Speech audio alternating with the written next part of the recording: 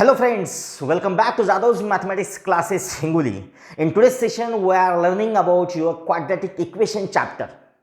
माझ्या बऱ्याच विद्यार्थ्यांची इच्छा होती की sir please quadratic equation chapter शिकवा, sir please quadratic equation chapter शिकवा. अँड फायनली मी तुम्हाला बेटांनो क्वाड्रॅटिक इक्वेशन चॅप्टर हा स्टार्ट करतो शिकवण्यासाठी.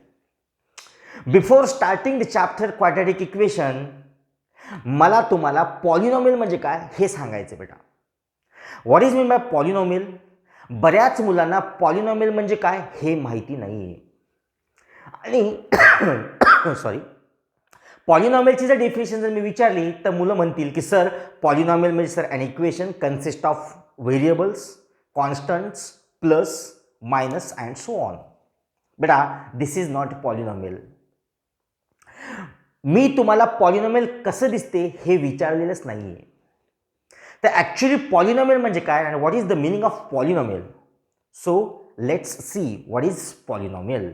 Okay, we split the word polynomial into two parts such as poly plus nomial. नाही तर पोळी म्हणशील याला, पोळी नाही आहे बाळा, ते काय आहे? पोली आहे. आणि काय आहे? नोमियल. आता हे सर पोली म्हणजे काय? तर पॉली म्हणजे काय बेटा? पॉली म्हणजे काय? मेनी. पॉली म्हणजे काय? मेनी. आणि नोमियल म्हणजे काय? टर्म्स. तर polynomial means what? Many terms. आता सर मेनी टर्म्स म्हणजे याच्यामध्ये किती टर्म्स असतात? 100, 200, 500? नाही बेटा, नीट लक्षात घे पॉलिनॉमियल म्हणजे काय. तर सगळ्यात आधी जो असतो पॉलिनॉमियल तो असतो बेटा लिनियर पॉलिनॉमियल. सगळ्यात आधी कोणता असतो? Linear polynomial. काय असतो बेटा? Linear polynomial. नंबर 2 असतो क्वाड्रॅटिक पॉलिनॉमियल. काय असतो बेटा? Quadratic polynomial. आणि त्यानंतर असतो क्यूबिक पॉलिनॉमियल. काय असतो बाळा? Cubic polynomial. आणि फोर्थ वनला काय असतो? Biquadratic. काय असतो बेटा? Bye quadratic polynomial. सर हे काय शिकवणं स्टार्ट केलं? चॅप्टर तर शिकवला क्वाड्रॅटिक आणि भलतंच काहीतरी शिकवून जात आहेत सर तुम्ही. तर बाळांनो, तुम्हाला जर क्वाड्रॅटिक इक्वेशन चॅप्टर शिकायचं असेल, जर तुम्हाला मॅथमॅटिक्समध्ये परफेक्ट व्हायचं असेल तर you should know about polynomials. That's why I am teaching you polynomials. तर पॉलिनॉमियल म्हणजे काय मी तुम्हाला सांगितलं, मेनी टर्म्स. तर आता पॉलिनॉमियलचे काही पार्ट्स आहेत की मेनली हा पॉलिनॉमियल कोणत्या टाईपचा आहे. हा लिनियर पॉलिनॉमियल आहे, हा क्वाड्रॅटिक पॉलिनॉमियल आहे, हा क्यूबिक पॉलिनॉमियल आहे, का हा बाय क्वाड्रॅटिक पॉलिनॉमियल आहे, का हा सिम्पली एक पॉलिनॉमियल आहे. ठीक आहे. तर सगळ्यात आधी पाहणार आहोत आपण linear polynomial means what. Now tell me what is the mean of linear. What does it mean of linear? Linear म्हणजे काय तुम्ही मला सांगा. मी शर्यत देऊन सांगतो बेटा, आपल्या इकडे असं तुम्हाला सांगतच नाही आहेत लिनियर म्हणजे काय, क्वाड्रॅटिक म्हणजे काय, बाय क्वाड्रॅटिक म्हणजे काय, क्यूबिक म्हणजे काय. तर बेटा जाधव सर आहेत तुमच्यासोबत. एक ना एक कन्सेप्ट आपल्याला व्यवस्थित दमाने आपल्याला समजून घ्यायचं आहे, जेणेकरून तुम्हाला मॅथमॅटिक्समध्ये अडचण आलीच नाही पाहिजे. ठीक आहे. तर लिनियर म्हणजे बेटा, suppose you have one variable. Suppose तुमच्याकडे एक व्हेरिएबल आहे आणि त्या व्हेरिएबलला आपण एक्स असं कन्सिडर करूया. याला काय म्हणतो बेटा आपण? व्हेरिएबल असं म्हणतो. आता याला आपण लिनियर कधी म्हणायचं? सर जेव्हा आपण त्या व्हेरिएबलच्या डोक्यावर काय असणार? 1 असणार, तेव्हा आपण त्याला काय म्हणणार? लिनियर म्हणणार. समजला का बाळा तुला? ओके. व्हेरिएबलच्या डोक्यावर जर 1 असलं तर त्याला आपण काय म्हणणार? लिनियर म्हणणार. आय होप की तुला समजलं असेल. ठीक आहे. बर, जर एखाद्या व्हेरिएबल, सर मग व्हेरिएबल वाय असतो का? हो, तर वायला पण तू व्हेरिएबल म्हणू शकतोस. ठीक आहे. तर वायच्या पण डोक्यावर काय आलं पाहिजे? 1 आलं पाहिजे. एकच व्हेरिएबल असलं पाहिजे, त्या व्हेरिएबलच्या डोक्यावर कसं असलं पाहिजे? 1 असलं पाहिजे. तर त्याला आपण काय म्हणणार? की हा लिनियर आहे. बेटा मी इथं काय म्हणतो की कॉन्स्टंटच्या डोक्यावर 1 नाही आहे. बरेच मुलं कन्फ्यूज होतात. सर सपोज हा 5 आहे, तर मला सांगा 5 हा लिनियर आहे का? 5 हा लिनियर आहे का? तर नाही. मी तुम्हाला काय सांगितलं? तुमच्याकडे व्हेरिएबल असला पाहिजे. व्हेरिएबल, त्या व्हेरिएबलच्या डोक्यावर जर 1 असलं तुम्ही त्याला काय म्हणसाल? लिनियर पॉलिनॉमियल असं म्हणसाल. तर बेटा एक्स काय झाला लिनियर पॉलिनॉमियल, वाय कसा झाला लिनियर पॉलिनॉमियल. सपोज मी जर टी म्हटलं आणि टीला जर मी व्हेरिएबल म्हटलं तर टी काय होऊन जाणार लिनियर पॉलिनॉमियल होऊन जाणार. कळते. आय होप तुम्हाला हे समजलं असेल. ठीक आहे. आता काय बघायचं आपल्याला क्वाड्रॅटिक पॉलिनॉमियल मीन्स व्हॉट आहे ना, आणि हाच चॅप्टर आपल्याला शिकायचा आहे. त्याच्यामुळे मी पहिले बेसिक्स सांगावं असं समजलं. ठीक आहे. What is mean bye quadratic. आता सर इथे व्हेरिएबलचा पॉवर 1 होता त्याला म्हणतात लिनियर. मग सांग बरं ओळख बरं तू क्वाड्रॅटिक म्हणजे काय असणार. हां सर इथे जर एक्सचा पॉवर 1 असेल तर 100% इथे एक्सचा पॉवर 2 असणार. वाव हुशार झालास बेटा तू, एकदम राईट आहे तुझं. जर सपोज एक्सचा पॉवर जर 2 असेल तर त्याला काय म्हणणार आपण क्वाड्रॅटिक असं म्हणणार. काय म्हणणार क्वाड्रॅटिक. कळते तुम्हाला. ओके. आता जाऊया आपण क्युबिककडे. सांग बरं तू क्युबिक म्हणजे काय. सर जर एक्सचा पॉवर 2 असेल तर क्वाड्रॅटिक, जर एक्सच्या डोक्यावर जर 1 असेल तर लिनियर, म्हणजे 100% जर एक्सच्या डोक्यावर जर 3 असेल तर आपण त्याला काय म्हणणार क्युबिक असं म्हणणार. समजते. तर व्हेरी गुड बेटा. सपोज एक्सच्या पॉवर जर 3 असेल तर आपण काय म्हणणार क्युबिक पॉलिनॉमियल असं म्हणणार. कळालं तुम्हाला. आता मला सांगा बाय क्वाड्रॅटिक म्हणजे काय. सर 100% मी सांगतो की एक्सच्या डोक्यावर 4 असणार. व्हेरी गुड बेटा. तर एक्सच्या डोक्यावर जर 4 असेल तर त्याला आपण काय म्हणणार बाय क्वाड्रॅटिक असं म्हणणार. काय म्हणणार बाय क्वाड्रॅटिक. ओके. तर मला हे सगळं आधी सांगायचं होतं. आणि आजचा जो आपला सेशन आहे तो आहे quadratic equation, that is class 9th and class 10th chapter. This chapter is very important accordingly your JEE exam. हा चॅप्टर JEE ॲडव्हान्स सुद्धा मध्ये पण आहे. ठीक आहे. त्यामुळे काळजीपूर्वक नीट ऐका मी काय सांगतोय ते. तो चलो let start. Quadratic equation QUAD quadratic equation. आता मला सांगा बेटा मी आत्ताच सांगितलं होतं क्वाड्रॅटिक म्हणजे काय.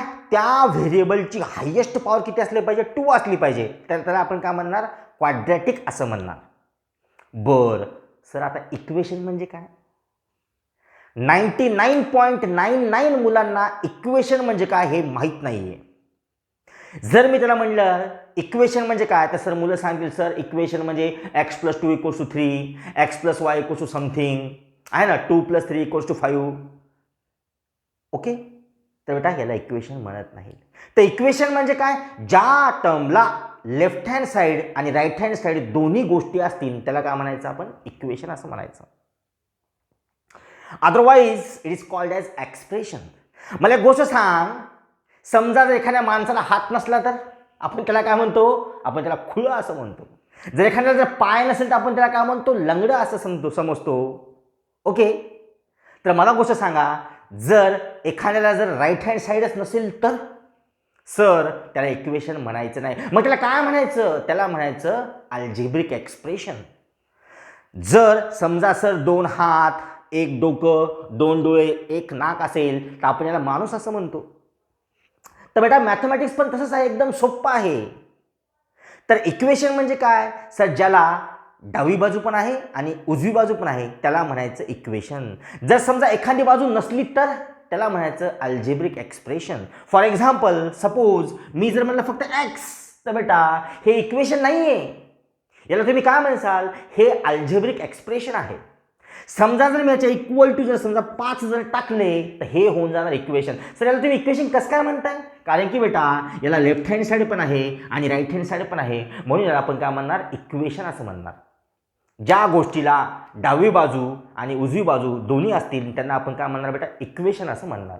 समजते. आय होप की आता तुला 100% समजलं असेल. ठीक आहे. तर इकडे लक्ष द्या. आता आपण समोरच्या कन्सेप्टला जाऊया. ठीक आहे. तर मी तुम्हाला काय सांगितलं होतं क्वाड्रॅटिक मीन्स त्या व्हेरिएबलची हायेस्ट पॉवर किती असली पाहिजे 2 असली पाहिजे. Very good. आता बेटा general form of quadratic equation. नेमका क्वाड्रॅटिक इक्वेशन दिसते कसे. जर मी तुला म्हटलं ऐश्वर्या राय कशी दिसते तर तू म्हणशील सर की ऐश्वर्या रायचे डोळे असे घाडशी घाडशी आहेत, तिचं नाक असं आहे, ब्लाम ब्ला ब्ला. जर तुला म्हणलं मी सलमान खान कसा दिसतो तर तू काय म्हणशील, सर सलमान खान असा दिसतो, असं आहे, तुला सगळं त्याच्याबद्दल माहिती आहे. जर मी तुला म्हणलं सर टेबल कसा दिसतो, सर तू म्हणशील की टेबल सर असं दिसतो, 4 पाय वगैरे असतात. आता जर मी तुला प्रश्न विचारला की क्वाड्रॅटिक इक्वेशन दिसतो कसा, तर हे पण तुला 100% आलं पाहिजे. तर बेटा क्वाड्रॅटिक इक्वेशन दिसतो कसा, त्याचा जनरल फॉर्म काय असतो हे नीट लक्ष आलं पाहिजे तुम्हाला. तर the general form of quadratic equation is ax² + bx + c = 0 where this a, b, c belongs to this R and this a is not equals to 0. Sir काय शिकवाले, काहीच कळण झालं, सगळं कळते, इकडे लक्ष दे माझ्याकडं, मी काय सांगतोय ते. ax² + bx + c = 0. It is the standard form, it is the general equation of quadratic equation. जर तुला म्हणलं जाधव सर कसे दिसतात, तर तू कसा म्हणशील सर जाधव सर असे दिसतात. तसं जर तुला झोपेतून उठून जर मी विचारलं सांग बरं बाळा क्वाड्रॅटिक इक्वेशन कसा दिसतो, तर तुला आलं पाहिजे 100% की सर क्वाड्रॅटिक इक्वेशन हा ax² + bx + c = 0 असा दिसतो. where this a, b, c belongs to R. याचा अर्थ काय होतो sir, a, b, c belongs to R म्हणजे बाळा तुझा जो a आहे, तुझा जो b आहे, तुझा जो c आहे, ते कुठले आहेत, ते सगळे रियल नंबर मधले आहेत. ते सगळे कुठले आहेत बेटा, सेट ऑफ रियल नंबर मधले आहेत. आणि इथे कंडिशन आहे बाळा, हा जो तुझा कोइफिशियंट ऑफ x² असतो, हा जो कोइफिशियंट ऑफ x² असतो तो कसा असला पाहिजे, ऑलवेज नॉट इक्वल टू 0 असला पाहिजे. सर काय होणार जर a ची व्हॅल्यू 0 असेल, तर बाळा जर समजा a ची व्हॅल्यू 0 असेल तर ही टर्मच आपल्याकडे नसणार, फक्त आपल्याकडे bx + c होऊन जाणार. आणि मी तुला म्हटलं होतं जर x च्या डोक्यावर जर 1 असेल तर आपण काय म्हणतो, लिनियर. मग हे लिनियर पॉलिनॉमियल होऊन जाणार, कळते का. त्यामुळे मी काय म्हणतो, the standard form of quadratic equation is ax² + bx + c = 0 where a, b, c belongs to R and a is not equals to 0. I hope की तुला त्याचं स्टँडर्ड फॉर्म आणि त्याचं जनरल इक्वेशन समजलं असेल. जर समजलं असेल तर आपण समोरच्या पार्टकडे जाऊया. ओके, आता बेटा हे जो a असतो या एला म्हणतात कोइफिशियंट ऑफ x². याला काय म्हणतात, कोइफिशियंट ऑफ x². या b ला म्हणतात कोइफिशियंट ऑफ x. याला काय म्हणतात, coefficient of x. And this c is called as constant. This c as constant. समजलं का तुम्हाला, या c ला म्हणतात कॉन्स्टंट. सर मला काही समजत नाहीये तुम्ही काय म्हणतायत ते, a b c blah blah blah. इकडे नीट लक्ष दे, मी तुला एखादं एक्झाम्पल घेऊन सांगतो आणि मला माहिती आहे जर तुला एक्झाम्पल घेऊन जर सांगितलं तर 100% तुला समजेन. तर इकडे तिकडे बघण्यापेक्षा जर माझ्याकडे जर लक्ष देशील तर तुझं चांगलं होईल बेटा. तर बघ इकडे नीट लक्ष दे, मी काय म्हणतो, सपोज माझ्याकडे एक क्वेश्चन आहे 2x² + 3x + 4 = 0. ओके, आणि जर मी तुला म्हणलं, जर मी तुला क्वेश्चन विचारला सांग बरं बाळा की x² चा कोइफिशियंट किती आहे, तर तू म्हणशील सर x² चा कोइफिशियंट हा 2 आहे. तुला तर सगळं येते, तू मला मला काही समजत नाहीये. हां, तर बेटा या x² च्या समोर, या x² ला लागून जो काही नंबर असेल त्याला आपण म्हणतो कोइफिशियंट ऑफ x². आता सांग बरं मला x चा कोइफिशियंट किती आहे, तर x चा कोइफिशियंट हा +3 आहे. व्हेरी गुड बेटा. आणि सांग बरं आता कॉन्स्टंट किती आहे, 4 आहे. Very good. समजा जर मी तुला क्वेश्चन चेंज केला, जर तुला जर म्हटलं की सांग बरं x² - 4x + 5 = 0. आता सांग बरं सर x² ला कोइफिशियंट नाही आहे, कुठं नाही आहे, तुला दिसत नाही का, मला तर दिसायला. अरे बाळा जेव्हा काहीच नसते तेव्हा काय असते, 1 असते. त्याच्यामुळं इथं काहीच नाही आहे म्हणजे किती आहे, म्हणून इथे x² चा कोइफिशियंट किती आहे, 1 आहे. आता सांग बरं तू x चा कोइफिशियंट किती आहे, सर x चा कोइफिशियंट 4 आहे. मूर्खा नीट बघ, x चा कोइफिशियंट हा -4 आहे. मायनस कोण घेईन, मायनसला खायचं नाही बेटा, मायनसला पण पकडायचं. तर x चा कोइफिशियंट किती आहे, -4 आहे. आणि मला सांग बरं आता कॉन्स्टंट किती आहे, सर कॉन्स्टंट म्हणजे 5 आहे, इथे दिसते मला. व्हेरी गुड बेटा. म्हणजे इथे a = 1 आहे, b = -4 आहे आणि c किती आहे, 5 आहे. ठीक आहे, समजते तुम्हाला. अजून एक क्वेश्चन घेतो. सपोज तुमच्याकडे जर असा असेल 1/2x² - 3/2x plus √3 equals to 0. आता सांग बरं एक्स स्क्वेअरचा कोइफिशियंट काय? सर एक्स स्क्वेअरचा कोइफिशियंट 1/2. आयला का हुशार झालास तू? एकदम राईट आहे बेटा. एक्स स्क्वेअरचा कोइफिशियंट किती आहे? 1/2. आता सांग बरं सर कोइफिशियंट ऑफ एक्स किती आहे? सर -3/2. अरे व्हेरी गुड. असंच माझ्या व्हिडिओकडे लक्ष दे. 100% बेटा तुला सक्सेस मिळेल. मॅथमॅटिक्स हे काही अवघड नाहीये. आता कसं येते तुला? आधी तर तुम्हाला मला काही येत नाही. आता कसं यायलं? जाधव सर जे शिकवायले सर 100% येणार. व्हेरी गुड बेटा. तर एक्स म्हणजे एक्सचा कोइफिशियंट किती आहे? एक्सचा कोइफिशियंट आहे -3/2. आणि सांग बरं इथं कॉन्स्टंट किती आहे? सर कॉन्स्टंट इथे √3 आहे. एकदम छान. व्हेरी गुड बेटा. समजलं? एची व्हॅल्यू कशी काढायची, बीची व्हॅल्यू कशी काढायची आणि सीची व्हॅल्यू कशी काढायची?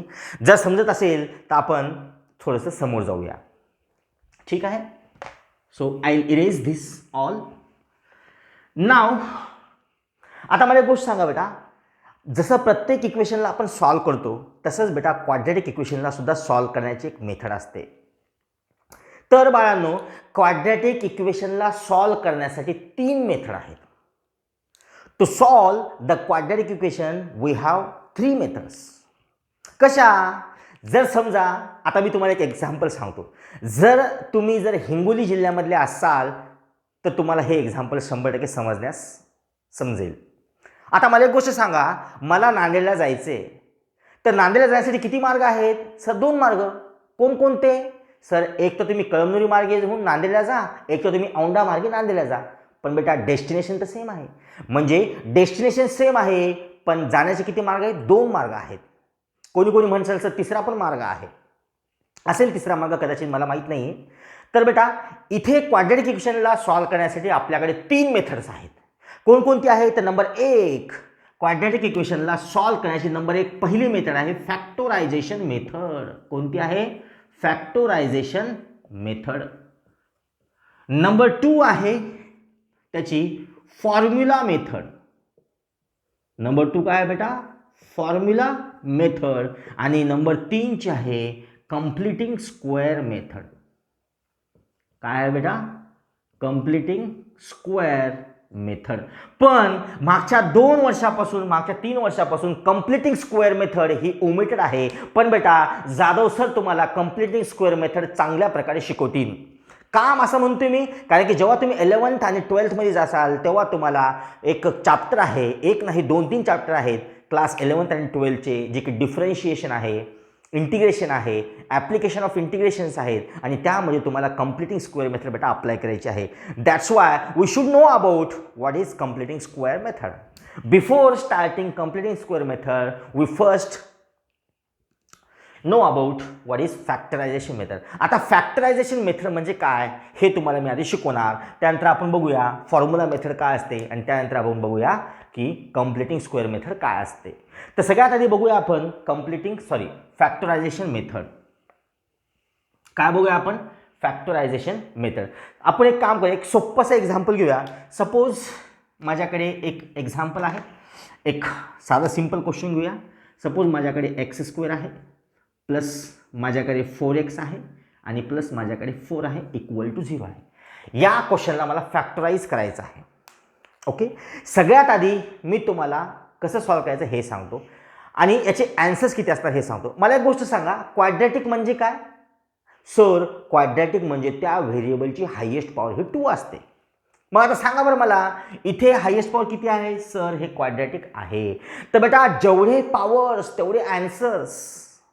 म्हणजे याचा अर्थ काय सर? जेवढे पॉवर्स तेवढे आन्सर. म्हणजे मला एक गोष्ट सांग, एक्सच्या रेकॉर्डला किती दिसत आहेत? 2. तर मग क्वाड्रॅटिक इक्वेशन या चॅप्टरमध्ये, पूर्ण चॅप्टरमध्ये एक्सचे आन्सर किती असणार? 2 आन्सर असणार. समजा जर तुझ्याकडे एक्सचा पॉवर जर 3 आला तर किती आन्सर असणार? जर एक्सचा पॉवर 3 असला तुझ्याकडे 3 सोल्युशन्स असणार. जर एक्सचा पॉवर जर 4 आले तुझ्याकडे किती असणार बेटा? तुझ्याकडे 4 सोल्युशन्स असणार. तर आपल्याकडे काय आहे बेटा? 2 आहे. त्याचे किती सोल्युशन्स असतील? 2 सोल्युशन्स असतील. व्यवस्थित हमेशा लक्षात ठेवायचे. ओके. तर चला बघ आता या क्वेश्चनला कसं सॉल्व करायचं आहे. बऱ्याच मुलांना अडचण जाते बाळांनो, त्याच्यामुळे नीट लक्ष द्या. इकडे तिकडे बघण्यापेक्षा जर बोर्डकडे फोकस केलं तर तुम्हाला समजेल मूर्खांनो. इकडे तिकडे बघू नका, इकडे फोकस करा मी काय म्हणतोय ते. ठीक आहे. तर चला मला सांगा इथे कोइफिशियंट ऑफ x² किती आहे? सर कोइफिशियंट ऑफ x² हा 1 आहे. नंबर 1 ची स्टेप तुम्हाला कशी करायची मी तुम्हाला सांगतो. स्टेप फर्स्ट, सगळ्यात आधी जर तुम्हाला फॅक्टरायझेशन मेथडनी जर एक्सची व्हॅल्यू काढायची असेल तर सगळ्यात व्हेरी फर्स्ट स्टेप काय म्हणते, त्या कोइफिशियंट ऑफ एक्स स्क्वेअरने आणि त्या कॉन्स्टंटचा काय करायचं आपल्याला मल्टिप्लिकेशन करायचं आहे. आता कोइफिशियंट ऑफ एक्स स्क्वेअर किती आहे sir, coefficient of x square हा 1 आहे आणि कॉन्स्टंट किती आहे माझ्याकडे 4 आहे, तर या दोघांचं करायचं मल्टिप्लिकेशन, त्याचं करायचं मल्टिप्लिकेशन. मल्टिप्लिकेशन किती येते 4 येते. बरं सर, आता सर स्टेप 2 काय आहे, सर स्टेप 2 अशी आहे की आता 4 हे कोणत्या टेबलमध्ये येते हे आपल्याला पाहायचं आहे. दुसरी स्टेप काय आहे, मल्टिप्लिकेशन किती आलं 4, मग 4 हे कोणत्या टेबलमध्ये आहे हे आपल्याला पाहायचं आहे. तर चला मग 4 कोणत्या टेबलमध्ये आपण पाहूया. तर 4 चला मग 4 कोणत्या टेबलमध्ये येते म्हणा बरं पाड, बे बे बे दोन्ही 4. तर बघा 2 1 जा 2 आणि 2 2 जा 4. मग दुसरा पोरगा काय म्हणेल की सर बेदोनी 4 काऊन 4 1 4 पण होतात. हो बा तुझं पण खरे, 4 1 जा 4. तिसरा उठते सर म्हणते सर 1 4 जा 4. हो तुझं पण बरोबर, पण 1 4 जा 4 काय आणि 4 1 जा 4 काय, दोन्ही गोष्टी काय बेटा सारख्याच आहेत. आता स्टेप 3 काय करायची पहा आपल्याला. स्टेप 3 काय म्हणते, आता पाहायचं तुम्हाला मिडल टर्म मध्ये. आता काय पाहायचं तुम्हाला मिडल टर्म मध्ये. आता इकडे बघा इथं साईन काय आहे, इथं साईन आहे प्लस, म्हणजे तुमच्या पाढ्यामध्ये तुमच्या टेबलमध्ये असे कोणते 2 नंबर आहेत का ज्यांना मी जर ऍड केलं तर माझ्याकडे 4 येतील. इथे साईन बघायचं, इथं साईन कसं आहे प्लस, म्हणजे तुम्हाला त्या 2 संख्यांना ऍड केल्याच्या नंतर किती आणायचे 4 आणायचे 4. मग सांगा बरं, हो सर इथे आहे 2 आणि 2, जर या 2 ला आणि 2 ला जर मी 4 जर 2 ला आणि 2 ला जर मी ऍड केलं तर माझ्याकडे किती येणार 4 येणार.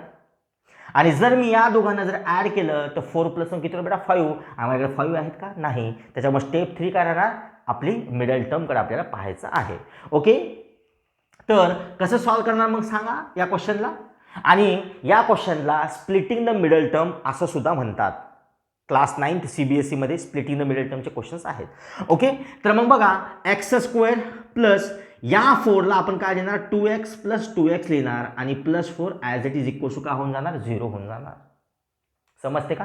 मग या दोघांमधून मी x कॉमन काढू का, हो सर काढा. मग इथं काय राहते x प्लस 2 राहते. कस काय, कारण की या x, नीट इकडे लक्ष द्या, इथे मुलांना कन्फ्युजन होते, काही मुलांना कॉमन काढता येत नाही. जर बेटा तुम्हाला कॉमन काढता येत नसेल तर प्लीज बोर्डकडे फोकस करा, इकडे तिकडे पाहू नका.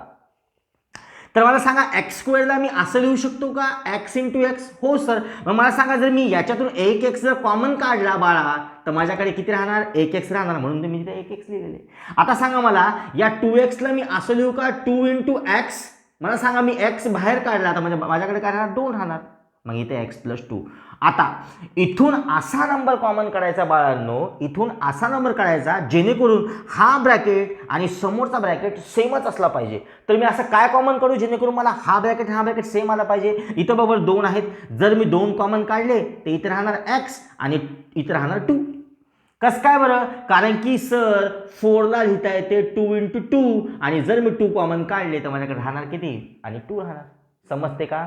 याच्यानंतर आता मला सांगा इथे बघा, जर तुमचे हे 2 ब्रॅकेट जर सेम आले तर समजायचं तुमचा आन्सर बराबर यायलं. जर हे 2 ब्रॅकेट जर वेगवेगळे आले तर समजायचं तुमचं आन्सर चुकलं. कळते मी तुम्हाला काय म्हणतोय. त्यामुळे 2 ब्रॅकेट सेम आणण्याचा प्रयत्न करा. आता या 2 ब्रॅकेटपैकी काय करूया आपण, एक ब्रॅकेट घेऊया x प्लस 2 आणि इथला नंबर कोणता आहे x आणि इथं कोणतं साईन आहे प्लस, इथं काय आहे 2 इक्वल्स टू काय होऊन जाणार 0 होऊन जाणार. आता मला सांगा 2 संख्यांचा गुणाकार 0 कधी येतो, when we say that the multiplication of 2 number is 0. Sir एक तर त्या दोन्ही संख्या 0 असणार किंवा त्यापैकी एक संख्या 0 असणार. तर मला सांगा इथे दोघांचं मल्टिप्लिकेशन 0 यायलं, याचा अर्थ काय x प्लस 2 इक्वल्स टू 0 और x प्लस 2 इक्वल 0 आपण असं लिहिणार. आता मला काढायची x ची व्हॅल्यू, त्याच्यामुळे काय करणार मी या प्लस 2 ला तिकडे पाठवणार, ते काय होणार -2 आणि x इक्वल्स टू काय होणार बेटा इथे पण -2. देअरफॉर x ची व्हॅल्यू किती मिळते -2. आता बघा x चे किती उत्तर आलेत -2 म्हणजे 2 उत्तर आले ना. आता इथं सेम आली ती गोष्ट वेगळी आहे, पण x चे किती आन्सर आपल्याकडे 2. जेवढे पॉवर्स तेवढे आन्सर्स असले पाहिजेत. ठीक आहे.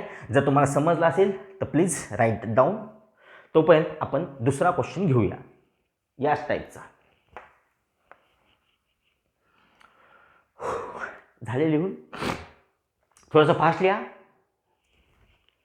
ठीक आहे, आय होप झालं असेल. Very good.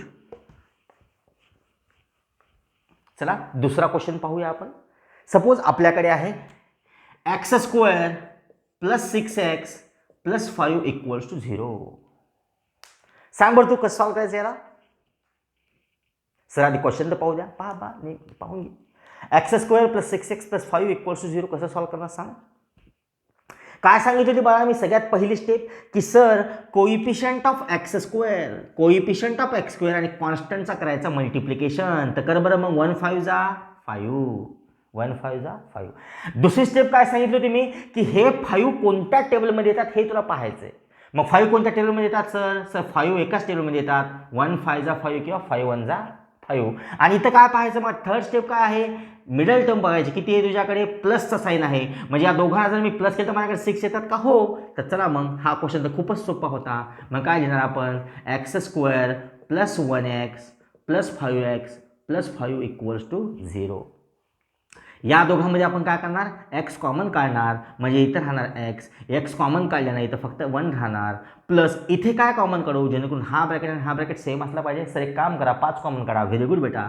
काय कॉमन हिअर 5. तर इथं काय राहणार एक्स प्लस 1 इक्वल्स टू 0. नंतर काय करायचं बेटा या दोघांपैकी काय घ्यायचं एक ब्रॅकेट घ्यायचा एक्स प्लस 1 आणि इथला एक्स घ्यायचा आहे आणि इथला प्लस 5 इक्वल्स टू 0. पुन्हा तीच step x plus 1 equals to 0 or x plus 5 equals to 0.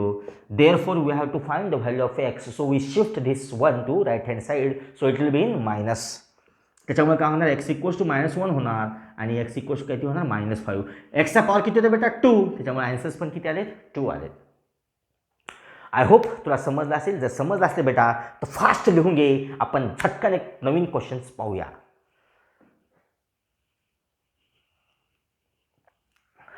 झाले का बाळांनो. ओके नेक्स्ट क्वेश्चन बघूया.